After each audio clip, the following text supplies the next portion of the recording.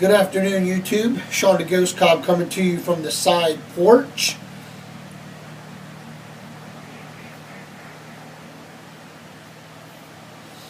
Happy Halloween, everybody. Today is Halloween, and the Ghost Cobb has nothing but a ghost story for today. This is a true ghost story. This experience did happen to me, and I just thought I would share it with yins. And just something to do here on this great Halloween afternoon. Today the Ghost Cobb is having a cup of mud in my Abraham Lincoln cup, and I'm smoking a Ramon Boussier Genesis Project Robusto size cigar. The cigar is, they say it's full body, but it's high-end medium, closer to full body. It is a long leaf filler, a Honduras filler, wrapped in a Pennsylvania broadleaf. Is the wrapper on this. This is the Robusto size, so it's like 5x52. I'm about almost halfway through her here. So let's get to it. So when I was a young man, a young boy, my parents were caretakers in a cemetery. We lived in a house, that was right there in the cemetery. We did all the lawn care, the digging of the graves, helped them put the vaults in with the vault company. When everything was done, we would lower the caskets, take our stuff out, put the lid on the casket, bury it, cover it, and then put the flowers on top. My mom was a stay-at-home, so of course she was there to make sure that the stones got put on the right graves and everything else. So I would have liked to have shot this video today from there. However, I was unable to do that. About 5 years ago, they tore the house down, and my wife's at work, so I don't have the car, so I couldn't drive out there anyway. I will try to maybe someday shoot a video from in there. I don't know. We'll see. Something's got to be right for that to happen, I guess. But the house was 2-story, and in the back, my bedroom sat in the back of the house. From my bedroom window, I could actually see over most of the cemetery. My family's plot was up on the edge, where at that point my grandfather and my 2 uncles were up there. They're the twins. My father came from a family of 16 children. My grandmother and grandfather had 14 boys and 2 girls, and out of the 14 boys there was 1 set of twins, and they were the first 2 to pass away, unfortunately.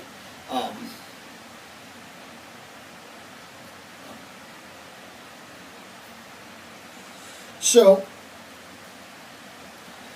I would sit up there at night in my room and say my prayers and look out the window and, just look around, kids doing, yes. And I had seen a woman walking across the cemetery one night. She had long hair. You couldn't quite tell her.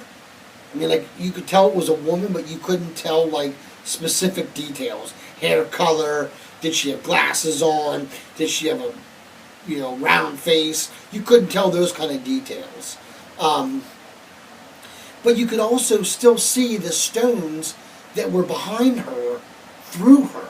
So I knew something wasn't right. And I had heard my dad and my uncles talking before about this woman, and never really asked. At that point I was only 5 or 6, maybe 7, and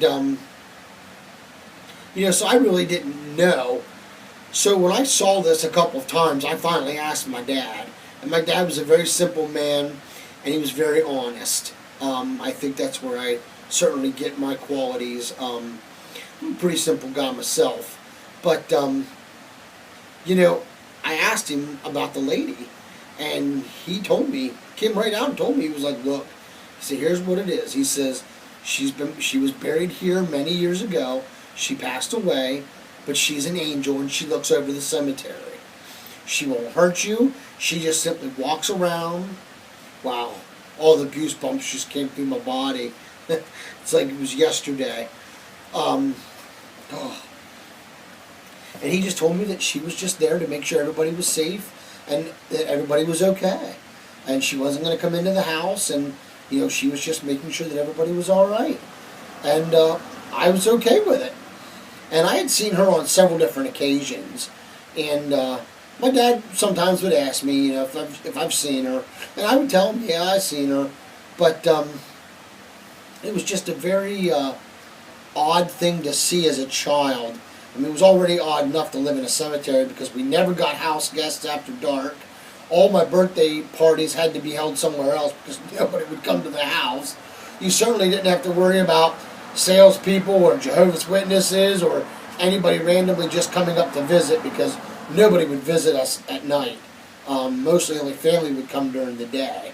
So even when my mom's family would come down from Pittsburgh, they would stay in hotels.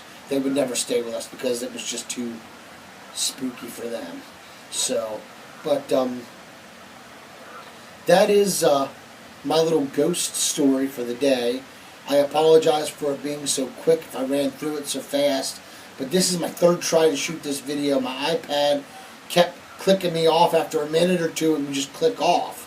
And I don't know what's wrong with the daggone thing. It just doesn't like me today. Maybe, I don't know. Maybe it's the Halloween spirits telling me to not share their stories. I'm just kidding. But just a little story I thought I would share with yous, and wish you all a very happy Halloween. And until we can get together, YouTube, and pack another pipe or smoke another good cigar, let all what you do be done out of love. Y'all take care and God bless.